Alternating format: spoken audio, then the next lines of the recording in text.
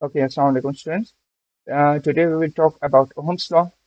After that, we will talk about the ohmic conductors and non-ohmic conductors. So let's start with Ohm's law. The current flowing through the conductor is directly proportional to the potential difference across the circuit at a constant temperature. Now, over here, in this definition, what examiner is looking for, number one thing is that it's a directly proportional to the potential difference. ये आपका ये जो directly proportional to the potential difference है, for this आपको 1 mark मिलेगा eight a constant temperature. अगर आप ये स्टेटमेंट नहीं लिखेंगे तो you guys will lose 1 mark more. Okay, so ये मैं डेफिनेशन में 2 मार्क्स के लिए आती है. सो प्लीज मेक श्योर कि आप ये दोनों स्टेटमेंट उसमें मेंशन हो. Now what's the potential difference as we discussed earlier. Generally we represent a potential difference with PD. हम इसको पीडी से रिप्रेजेंट करते हैं. ओके, अब बेटा अक्सर बच्चों को कंफ्यूजन रहती है कि so what's the potential difference and what's the voltage. मैंने I think so if I am not wrong मैंने ये चीज पहले भी डिस्कस कर ली थी कि like for example if I am having a set and that set is of a voltage. अगर हम लोग इन टर्म्स ऑफ मैथ्स देखते हैं तो if this is a voltage, so voltage is has two subsets. Number one is your potential difference and your second subset is your EMF. EMF कहते हैं जो EMF इसको कहते हैं जब आप सोर्स को आपकी सोर्स से वोल्टेज जा रही होती है. मीन्स योर बैटरीज, जैसे कि मैंने पहले डिफाइन किया था कि बैटरी से जब आपकी सोर्स से आपकी सोर्स एनर्जी प्रोवाइड कर रहा होता है, जो सोर्स से हमारे पास वोल्टेज जा रही होती है, वी कॉल इट EMF. ठीक है, तो जब भी आपका सोर्स वर्क डन करता है पर यूनिट चार्ज, उसको हम लोग कहते हैं ईएमएफ. और बेटा जब पोटेंशियल डिफरेंस किससे कहते हैं? पोटेंशियल डिफरेंस जब लाइक बल्ब या कोई रेजिस्टेंस उस एनर्जी को यूटिलाइज कर लेती है. ठीक है, सो उसको हम लोग कहते हैं पोटेंशियल डिफरेंस. तो best term to represent these two is आपका जो ईएमएफ होता है दैट इज योर सप्लायर, जो सप्लाई करता है. Okay, like a battery cell. And your potential difference is your consumer, जो आपका एनर्जी कंज्यूम करता है. ओके, अब बेटा एक चीज अक्सर बच्चे इसमें कंफ्यूज हो जाते हैं कि सर हमें पोटेंशियल डिफरेंस का मतलब क्या है. बेटा पोटेंशियल डिफरेंस एक्चुअली इस चीज को डिफाइन करता है कि आपका let's suppose if you have any resistance और अ बल्ब, जो चीज आपकी कनेक्टेड है वो कितनी एनर्जी कंज्यूम कर रही है, ये उसको डिफाइन करता है. Like for example if you have a circuit here, like this is a battery and let's suppose this battery is of let's go with 12 volt. 12 volt की बैटरी है. ठीक है, mostly car batteries are of 12 volts. Okay, and there is a lamp over here. Let's call it, ये हमारे पास एक car की headlight है. Okay, now this is a complete circuit. अब बेटा लेट्स सपोज यहाँ से जो आपके पास वोल्टेज जो डाउनवर्ड आ रही है, वोल्टेज दैट्स 12 वोल्ट, और जो आपके पास आपकी रेजिस्टेंस को क्रॉस करने के बाद जो आपके पास रिमेनिंग वोल्टेज रह जाती है, लेट्स कॉल इट, वो हमारे पास 4 वोल्ट है. ठीक है, तो हम इन दोनों वोल्टेज का जो डिफरेंस निकालते हैं, देखिए इट्स अ पोटेंशियल डिफरेंस. तो इसके डिफरेंस को हम लोग कहते हैं कि ये हमारे बल्ब की ये पोटेंशियल डिफरेंस है, ये ऐसे इतनी कंज्यूम कर लिया. So for this I am just subtracting 12 4 from 12, so I will left with 8 volts. तो मुझे पता चल गया अच्छा इस बल्ब की पोटेंशियल डिफरेंस हमारे पास PD is 8 volt. Okay, so ये हमें डिफाइन हो गया कि व्हाट्स पोटेंशियल डिफरेंस. अब यहाँ पे आपका बल्ब जो है, लैंप जो है, वो पोटेंशियल डिफरेंस है, और बैटरी जो है वो आपका EMF जो सप्लायर है, and your bulb is a consumer. Now let's talk about Ohm's law. बेटा ओम्स लॉ की डेफिनेशन ये बताती है कि जब भी कोई करंट फ्लो करती है कंडक्टर से, वो हमेशा डायरेक्टली प्रोपोर्शनल होती है टू द वोल्टेज और द पोटेंशियल डिफरेंस. सिर्फ उस कंडीशन में जब आपका जो एटमॉस्फेरिक कंडीशन या आपका टेम्परेचर जो है वो कांस्टेंट रहता है, वो चेंज नहीं होता. For that we can say that our V is directly proportional to I. Now over here we can go with V is equals to R I. बेटा यहाँ पे जो हमारा ये R है, we are considering that this R is our constant. ठीक है, this R is our constant. और इसके साथ हमारे पास Ohm's law की definition complete हो गई, that V is equals to IR.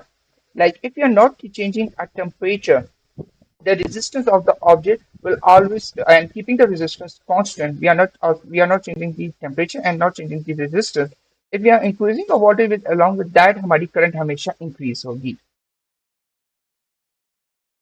Generally इसका ये मतलब होता है कि बेटा आपके pass through out the system आपकी रेजिस्टेंस सेम रहेगी। मींस जितनी आपकी वोल्टेज इंक्रीज हो रही है, जितनी करंट इंक्रीज हो रही है, उसके लिहाज से आपकी वोल्टेज हमेशा सेम रहेगी while keeping your temperature constant. इस ऐसे हम लोग कंडक्टर्स को कहते हैं ओहमिक कंडक्टर। ठीक है, तो ओहमिक कंडक्टर्स कौन से होते हैं बेटा? जो हमारे पास ओम्स लॉ को ओबे करते हैं। रेजिस्टेंस जो होती है, तो the resistance is same at a constant temperature. Okay, and for example small resistance resistor at a low current।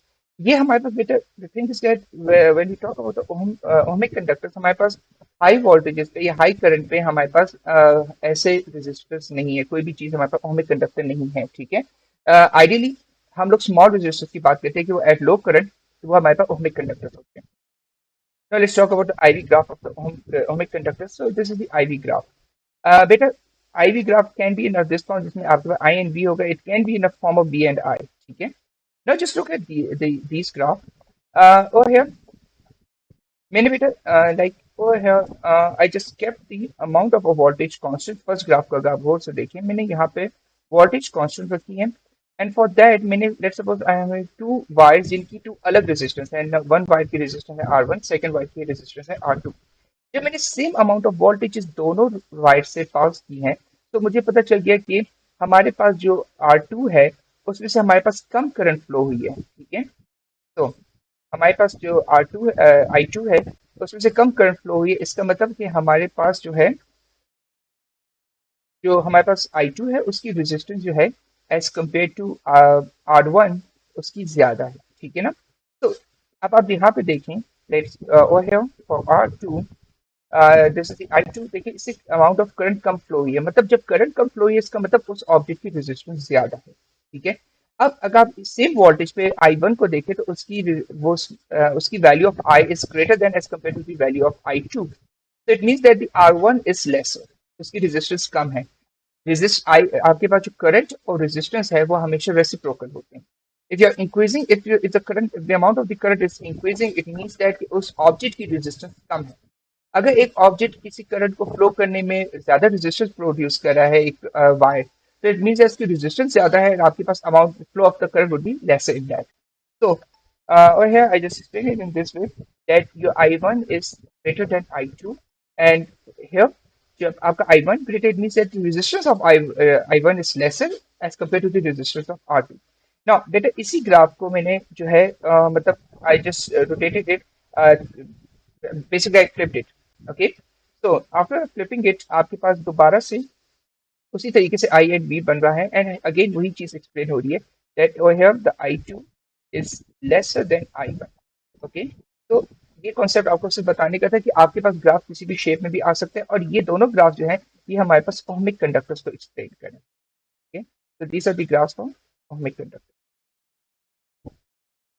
और ओहमिक कंडक्टर्स हमारे पास स्मॉलर करंट्स में होता है और लेसर रेजिस्टेंस में होता है। ठीक है, now let's talk about non ohmic conductor. बेटा नॉन ओहमिक कंडक्टर्स वो होते हैं जो आपके पास ओम्स लॉ को ओबे नहीं करते। ठीक है, they do not obey Ohm's law.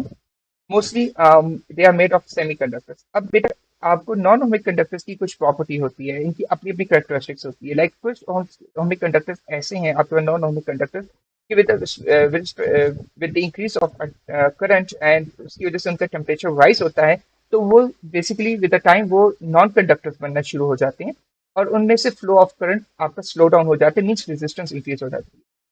लेकिन कुछ नॉन ओमिक कंडक्टर आपके पास ऐसे हैं, लाइक आपके पास थर्मिस्टर हो गया। उसमें ये होता है कि with respect to the time, जैसे जैसे आप उसमें अमाउंट ऑफ करंट इंक्रीज करते रहते हैं, उसका टेम्परेचर राइज होता है, और जैसे टेम्परेचर राइज होता है तो उसमें फ्लो ऑफ करंट इंक्रीज हो जाता है। Now first let's for the non-ohmic I am going with a filament lamp. So here this is the IV graph. Initially बेटा आपका फिलामेंट लैंप है up to this purple portion, ये आपके पास ohmic conductor है। ठीक है, यहाँ पे यहाँ तक कि ओहमिक कंडक्टर ऐसा ओहमिक कंडक्टर वर्क करता है। मींस जैसे जैसे आपकी अमाउंट ऑफ करंट बढ़ती रहती है, उसी अमाउंट से आपकी वोल्टेजेस इंक्रीज होती रहती है। बट आफ्टर सम वर्ड, अब आपके पास यहाँ पे जब आप amount of voltage like this red portion, यहाँ पे आप जब amount of voltages amount of current increase करते हैं, सो करंट इतनी ज्यादा इंक्रीज नहीं होती जितना उसकी वोल्टेजेस राइज होती है। Means if you are increasing the voltages, तो आपका वर्क डन उसमें ज्यादा हो रहा है, मीन्स आपका पोटेंशियल डिफरेंस जो है आप ज्यादा वर्क डन कर रहे हैं, लेकिन आपकी करंट फ्लो कम होगी, means the resistance is more as compare to the earlier stages, ठीक है। तो this is a filament lamp. Initially ये आपके पास ओमिक है, तो it's going to be a straight incline line, then this a small curve, जहाँ पे ये आपको शो करता है कि ये red portion is a non ohmic, okay. Means अब पोटेंशियल डिफरेंस जो है या ईएमएफ जो we are providing to a lamp, वो उतना वर्क डन नहीं कर पा रहा या उतनी अमाउंट ऑफ करंट फ्लो नहीं हो पा रही क्योंकि रेजिस्टेंस इंक्रीज हो गई। तो when you talk about a filament lamp, इसके लिए सिंपल ये होता है कि with the time as temperature increases, जैसे जैसे इसका टेम्परेचर इंक्रीज होता है बेटा, इसके रेजिस्टेंस इंक्रीज होती है, सो इस resistance increases. Now let's go with the thermistor. अब थर्मिस्टर जो होता है ये बेसिकली टेम्परेचर डिपेंडेंट रेजिस्टर होते हैं। Temperature and here your temperature and the resistor are inversely proportional, like filament में जैसे आपके पास टेम्परेचर और रेजिस्टेंस जो था वो डायरेक्टली प्रोपोर्शनल था, आपके पास थर्मिस्टर में इसका ऑपोजिट है। Now just look at the IV drop over here. तो जैसे जैसे देखिए बेटा, अब इसमें थर्मिस्टर में क्या होता है कि with respect to the time and जैसे जैसे वो हीटअप होती रहती है चीज, उसकी थर्मिस्टर में यही होता है कि जैसे जैसे वो चीज हीटअप होती रहती है, उसमें से जो फ्लो ऑफ करंट है वो इंक्रीज होता रहता है। तो आपका ग्राफ जो है it's going to be it's it's curve होगा, इट्स ऑफ दिस शेप जो कि यू शेप की तरह बनेगा, ठीक है। It's moving upward with a small curve. So here this thing is indicating that with respect to the time इसकी amount of current जो है वो इंक्रीज हो रही है, means small amount of voltage पे हमारे पास करंट जो है उसका फ्लो बढ़ गया है। मीन्स इनिशियली यहाँ पे मुझे ज्यादा वोल्टेज प्रोवाइड करनी पड़ रही थी to just increase little amount of increase little amount of current, but ओ है अब मैं थोड़ी सी भी वोल्टेज इंक्रीज करता हूँ तो करंट की इंप्रूवमेंट ज्यादा होती है, ठीक है। तो ये आपके पास होता है thermistor. Now let's talk about LDR. LDR actually light dependent resistance. Again LDR जो होता है ये भी आपके पास बिल्कुल थर्मिस्टर की तरह वर्क करता है।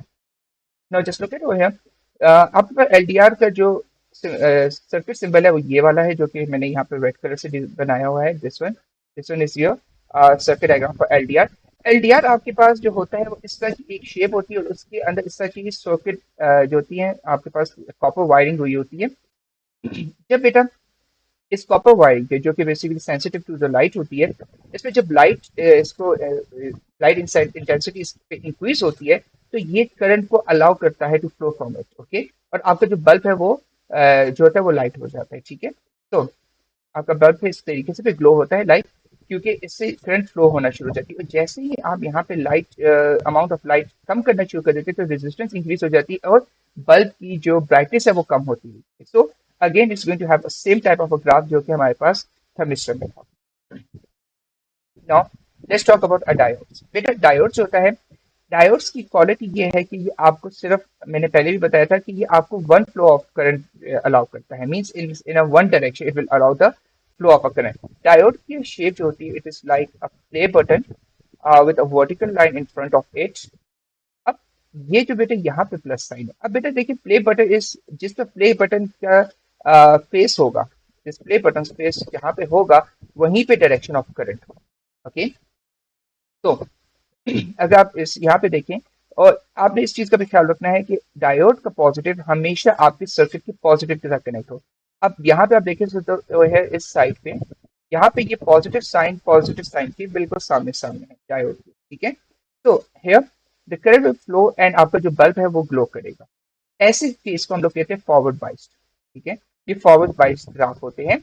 यहाँ पे बेटा आपके पास जो होता है पॉजिटिव टर्मिनल जो होता है आपका बैटरी का पॉजिटिव टर्मिनल, वो पॉजिटिव टर्मिनल ऑफ डायोड के सामने होता है, it's near to it. Second, इसमें से करंट फ्लो होती है। थर्ड बेटा यहाँ पे आपके पास मिनिमम रेजिस्टेंस होती है, means your forward bias is generally work as an ohmic conductor, ठीक है। Now this is the reverse bias. Reverse bias में क्या होता है, जो आपका पॉजिटिव टर्मिनल होता है आपके डायोड का, वो करीब होता है, वो नियर बाय होता है to the negative terminal of a battery, ठीक है। तो इन दैट कंडीशन अब करंट की फ्लो बेटा देखो ये डायरेक्शन है, करंट इस डायरेक्शन में फ्लो कर रही है। करंट जब इस बल्ब से फ्लो करके इधर से इधर आने की कोशिश करती है, बट इसकी तो डायरेक्शन राइट साइड पे है, ये इस करंट को लेफ्ट साइड पे मूव होने नहीं देता, तो वो वापस नेगेटिव टर्मिनल के साथ टच नहीं हो पाती, और बेसिकली ये आपके पास सर्किट ब्रेकर का काम करता है, तो आपका बल्ब इसमें ग्लो नहीं होता। लेकिन जब आप इस केस में देखो तो आपकी direction of current right side पे थी, तो करंट फ्लो करती है और इस तरीके से पूरा फ्लो करके वो आपके सर्किट को कंप्लीट करते हुए नेगेटिव टर्मिनल तक पहुंचती है। तो इस तरीके से आपका पूरा सर्किट कंप्लीट हो गया था। तो नेगेटिव टर्मिनल में क्या होता है, आपके पास करंट फ्लो नहीं होता, क्योंकि ये आपके पास यहाँ पे डायोड जो है वो सर्किट ब्रेकर का काम कर रहा है। वन मोर इम्पोर्टेंट थिंग, जब आप रिवर्स बायस की बात करते हैं, इट हैज इनफाइनाइट रेजिस्टेंस, की हद से ज्यादा रेजिस्टेंस होती है। So this is a graph for our forward and reverse bias diodes. So,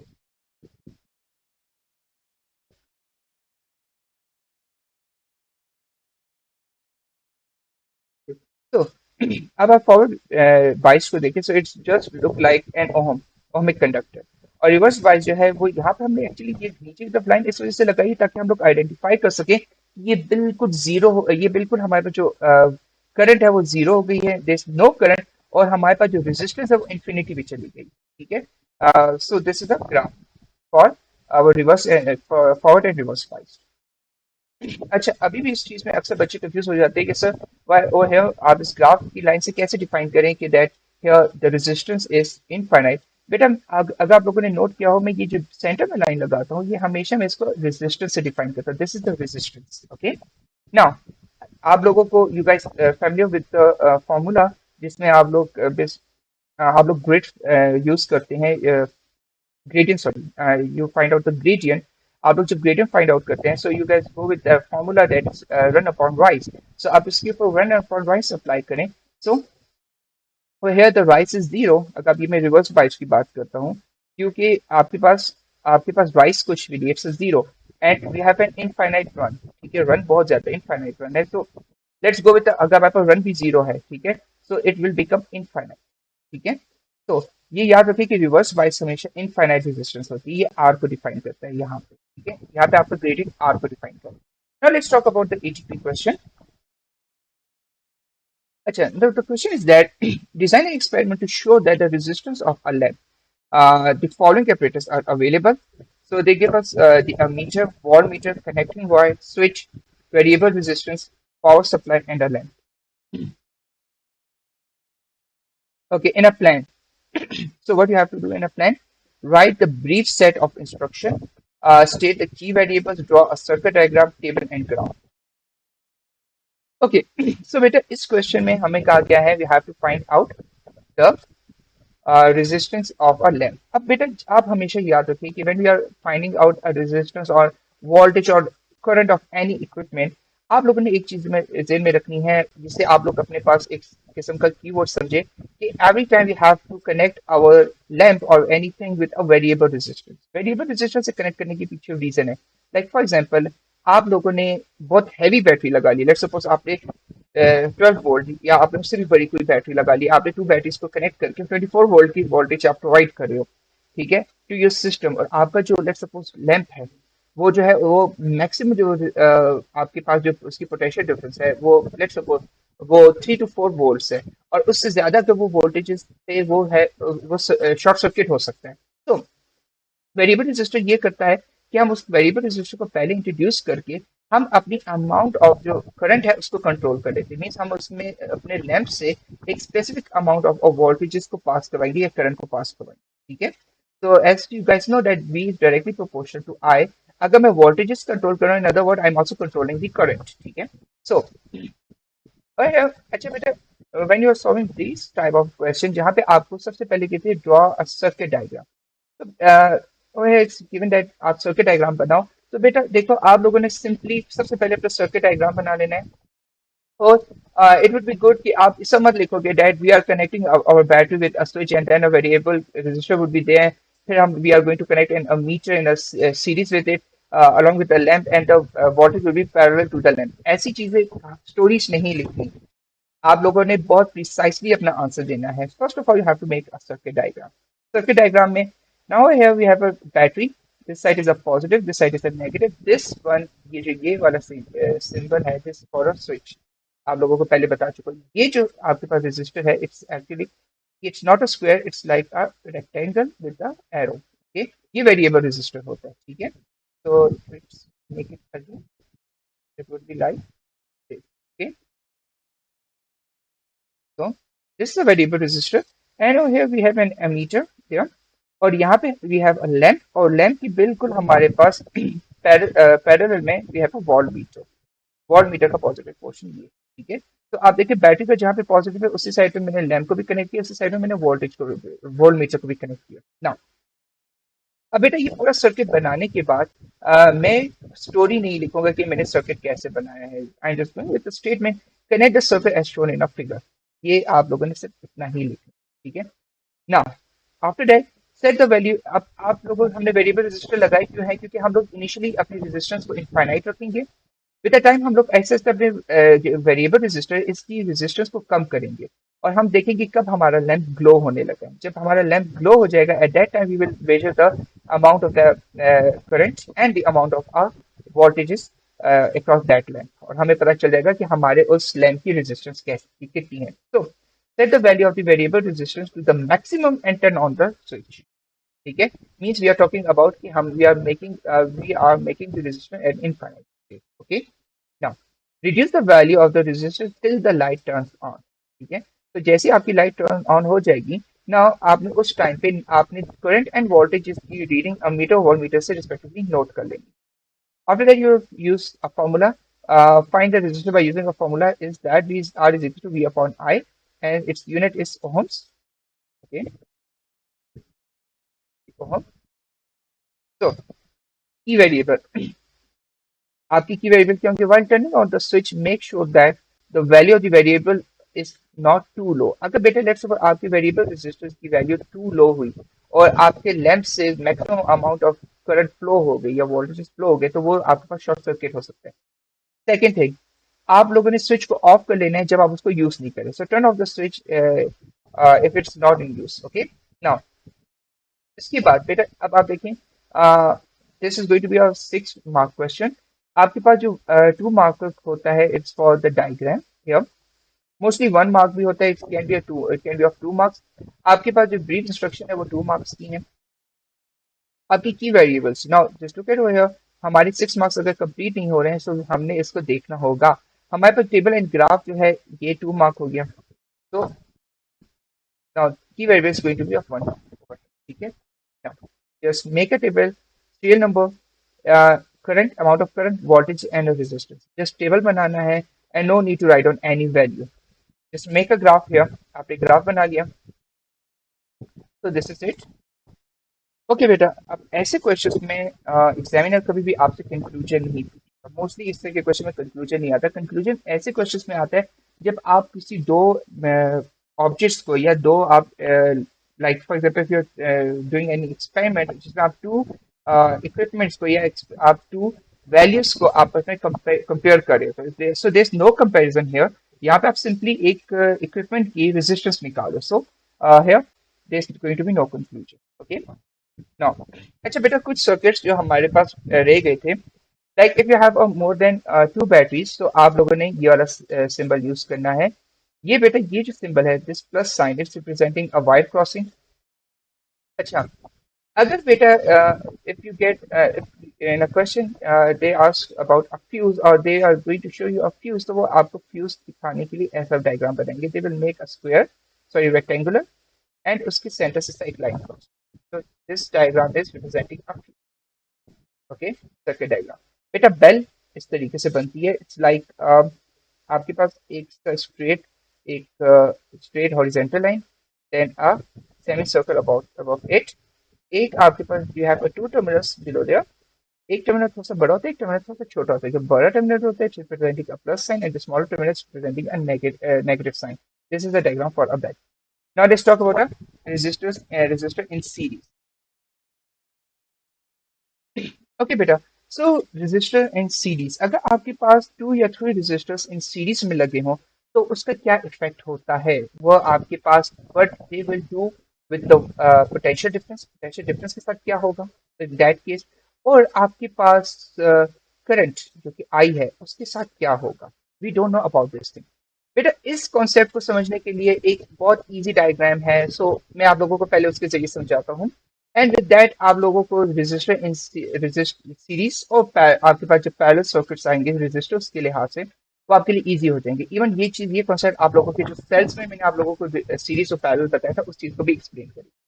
now just look over here, over here I am just representing the register जो कि यहाँ पे बॉक्स में हमने रिप्रेजेंट किया हुआ है, इन रेक्टेंगुलर बॉक्स। इसको मैं रिप्रेजेंट कर देता हूँ in a form of a V. Now अब आप देखो बेटा, दो रेजिस्टर आपस में इस वी फॉर्म में है। Okay, and here we have I am going with a cell now. अच्छा अब बेटा अगर आप इस रेजिस्टर को गौर से देखो, just look at this resistor, they are making a shape of a V. ये एक वी की शेप बना रहे हैं, ठीक है।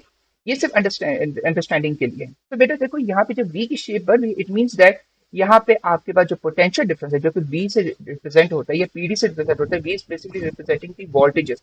तो आपके पास जो पोटेंशियल डिफरेंस है वो आपके पास वेरीज करता है, ठीक है। Means it's splitting between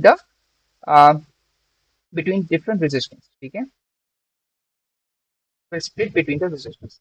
now अगर आपके पास पोटेंशियल डिफरेंस स्प्लिट हो रहा है तो आपके पास करंट हमेशा यहाँ पे इस सर्किट में आपके पास करंट कांस्टेंट रहेगी। मींस जितनी अमाउंट ऑफ करंट आपके पास ये रेजिस्टर एब्जॉर्ब कर रहा है, सेम अमाउंट ऑफ रेजिस्टर आपकी करंट ये रेजिस्टर से भी पास होगी। मींस आपकी करंट नहीं चेंज हो रही है। अब बेटा इसको और भी आसान तरीके से समझने के लिए फॉर्मूला याद कर लो। अगर आपके पास देखो, here it's making a v, so v वाला formula, we are going with a Ohm's law, so v is equals to I R, okay. अब बेटा देखिए R जो है वो, अब आप इस फॉर्मूला के जरिए आपको याद रहना चाहिए कि now the R is in a numerator, so it means that if for the resistor in the series, our R total would be equal to the sum of all R's, so R1 plus R2 plus R3 and so on, ठीक है। जितने भी hours होंगे उनका हम लोगों ने जो है सिंपली ऐड करना है, ठीक है। नाउ और है, अब मैं आप लोगों को ये थोड़ा सा और भी क्लियरली एक्सप्लेन करता हूँ। Just look at this diagram. और here I just wrote I1। मैंने कंसीडर किया है कि जो मेरे पास यहाँ पे इनिशियली करंट आ रही थी that is I1, okay. This is I2, this is I2। अब फ्रॉम द अबव इंफॉर्मेशन जो कि यहाँ पे मैंने लिखा है, मुझे ये पता चल गया that my I1 is equals to I2 is equals to I3। ये तीनों आपस में इक्वल, ठीक है। And they are equals to I total या सिंपल आई भी लिख सकते हैं, आई टोटल भी लिख सकते हैं, ठीक है।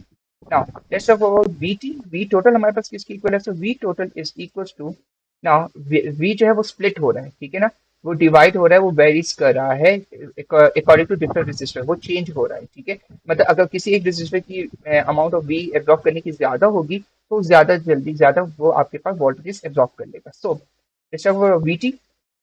So VT is equal to V1 plus V2 plus V3. Okay. Now, oh here, just look at here. Um, so it has a maximum resistance. I wrote over here.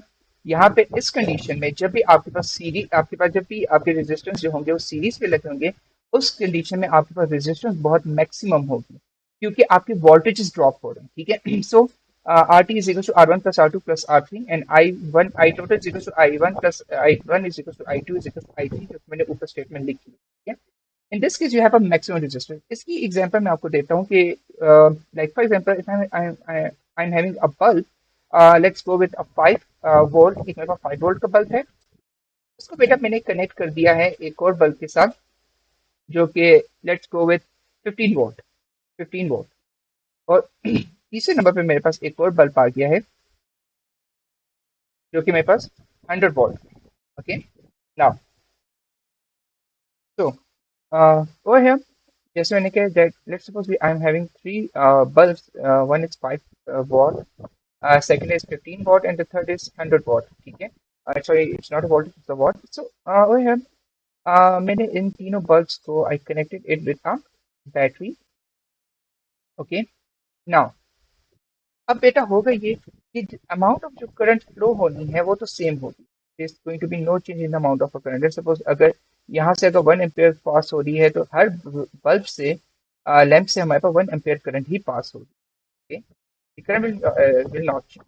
But when you talk about the voltages, potential difference और voltages, तो इनमें voltages का difference है क्योंकि बेटा 100 what जो है इसकी इसका पोटेंशियल डिफरेंस बहुत ज्यादा as compare to these two other bulbs, ठीक है। तो बेटा सबसे पहले जो आपके पास जो यहाँ से जो आपकी बैटरी से जो आपकी ईएमएफ प्रोड्यूस हो रही है वो सबसे ज्यादा वर्क डन करेगी 100 वॉट पे। तो 100 वॉट सबसे ज्यादा ग्लो होगा। ओके, देन उसके बाद सेकंड नंबर पे जो सबसे ज्यादा ग्लो होगा इट्स 15 वॉट। और सबसे जो कम जिसमें ग्लो होगा वो होगा 5 वॉट। मतलब 5 वॉट इतना कम होगा कि वो नेग्लिजिबल होगा, उसकी वोल्टेज बहुत कम होगी, ठीक है। तो ये आपकी एक एग्जांपल है जिसके जरिए समझ आता है कि that we our voltages are dividing here. इसकी एक एग्जांपल में आप लोगों को एक there is a app which is known as pad simulator. You have to look at that app. It's a very decent app and आपकी जितनी भी फिजिक्स की जो theories हैं, experimental theories, वो आपकी बहुत easily solve कर सकते हैं। Now just look over here. बेटा मैंने यहाँ पे एक सर्किट बनाया है। वो है ये जो है दिस इज माय बैटरी, और बैटरी की मैंने वोल्टेज रखी है 120 वोल्ट। ये मेरी लाइन जा रही है and here this is my first bulb. इसको मैंने 120 ohms रखा हुआ है जिसकी रेजिस्टेंस है, तो ये रफली जो है 80 टू 70 टू 80 वॉट्स का बल्ब बनता है, ठीक है। सेकंड जो है ये मेरा एक और बल्ब है जिसकी मैंने 60 ohms रखी है, ये रफली 40 वॉट का बल्ब बनता है।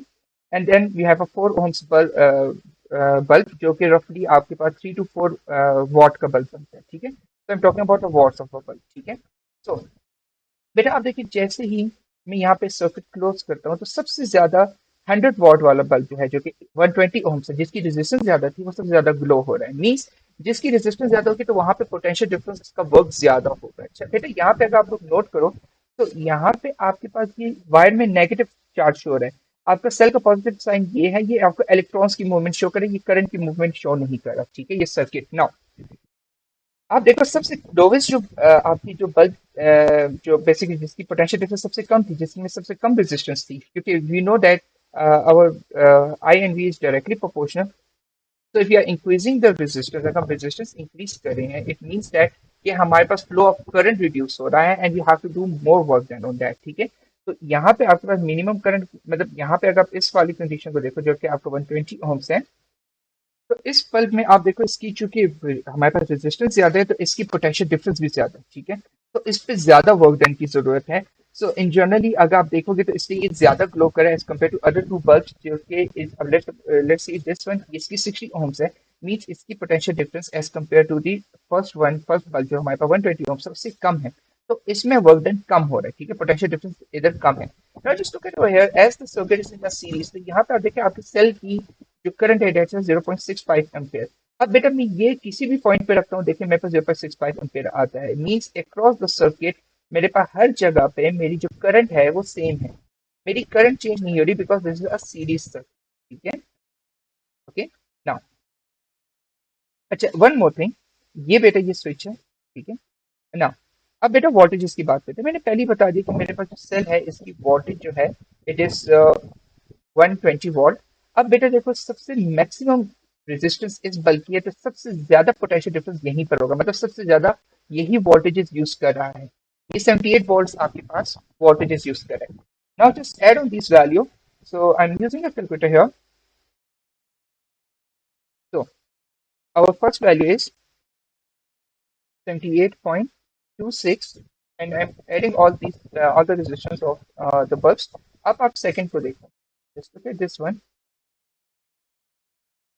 इसकी वोल्टेज है 39.13, so plus 39.13 plus, now let's check out the voltage potential difference across the last bulb। अब देखो बेटा अब इसकी रेजिस्टेंस कम है लास्ट बल्ब की, तो इसमें सबसे ज्यादा वर्क, सबसे कम वर्क डन हो रहा है और इसकी पोटेंशियल डिफरेंस सबसे कम होगी। तो इट इज रफली 2.61 प्लस 2.61।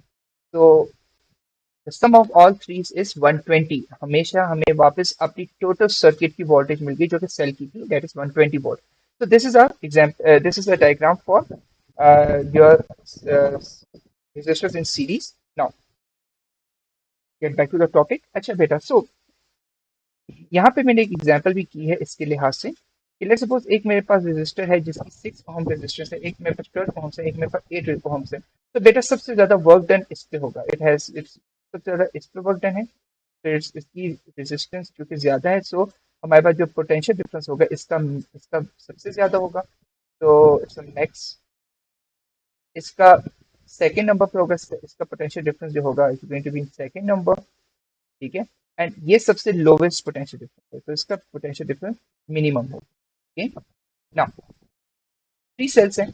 अब बेटा जैसे हम लोगों ने पहले डिफाइन किया था कि रेजिस्टेंस को ऐड कर लेना है, तो 6 + 12 + 8, तो आपने तीनों को ऐड कर लेना है, it's equal to 26। We know the value of V T, हमें वी टी की वैल्यू पता है, दैट इज 24 वोल्ट, हमने यूज किया। तो from these two value we can find out I. ठीक है, हमें आई पता चल जाएगा, so we can find out the I. अब इसी एग्जाम्पल को हम लोग प्रीवियस एग्जाम्पल को लेते हैं।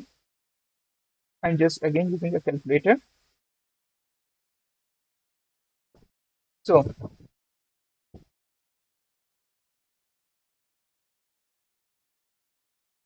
so I just want to find out I. I is equals to, as we know that I is equal to resistance upon V is equals to IRL. So I is equals to V upon R. Okay. So we know that the total voltage of our circuit was 120. Okay. So 120 upon, अब बेटा हम resistors add कर लेते हैं। So पहली resistor है 120। तो first resistor है हमारे पास 120 ओम, सेकंड है 60 and third is 4। so 120 plus 60 is 180, 180 plus 4 is 184, divide by 184, तो इससे 0.65 वही वाली करंट आ रही है जो कि हमें जब क्लोज सर्किट में देखा था तो हमें पता चली थी, जो कि हमारे पास 0.65 आ रही थी। तो हमें कैलकुलेटर ने सेम वैल्यू दी है, ठीक है, that is 0.65। Correct. So with this method we can find out the current across the circuit. अब इस कंडीशन में देखें, अगर मैं ये वाली सर्किट कंप्लीट करता हूँ, so let's go with this one. मैं सबसे पहले अपनी वोल्टेजेस को कर देता हूँ, it's let's make it 24, and one of the our resistor was 6, 12 and 8, so this one is 8 and this one is 12 one and this one is a 6।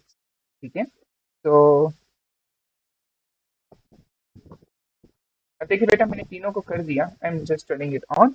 अब आप देखो here हमें we don't want to find, now we know the total sum of the voltages, हमें पता है। अब अगर आप इसकी अक्रॉस करंट देखो, so it's 0.92। ठीक है। तो from our notes we get the same answer, that is 0.92। okay now, अच्छा बेटा, अक्रॉस दीज हम लोग हर रेजिस्टर, हम हर एक का पोटेंशियल डिफरेंस फाइंड आउट कर सकते हैं, like V1 is equal to IR1, so the current is not changing but we know the value of R1, so this is a 6 ohm, so it's going to be 5.54, IR2 is going to be 11.04 and IR3 is going to be 7.3। देखो बेटा, simple ये है कि हमारे पास I की value आ गई, we know the value of I, we know the resistance, तो हम लोग हर एक के अक्रॉस उसकी voltages find out, potential difference find out कर सकते हैं। जो कि अगर आप देखो तो मैं यहाँ से अगर मैं डायरेक्ट अपने वोल्टमीटर से भी देखता हूँ, so I will get a same answer. तो मैं एक आपको दिखाऊंगा। So one of the for one the voltage is 7.38। Do we have a value? Yes, 7.36। Okay, so yes, हमारे पास somehow उसकी नियर बाय आंसर आ गया, सही है। तो by adding all these voltages, again देखो वो वाला कॉन्सेप्ट आ गया कि VT is equal to sum of all the voltages, आप सबको प्लस करो, अगेन 24 आ जाता है, जो कि मैंने आपको उस वीडियो में भी समझाया था। Now this is the topic, resistor in parallel।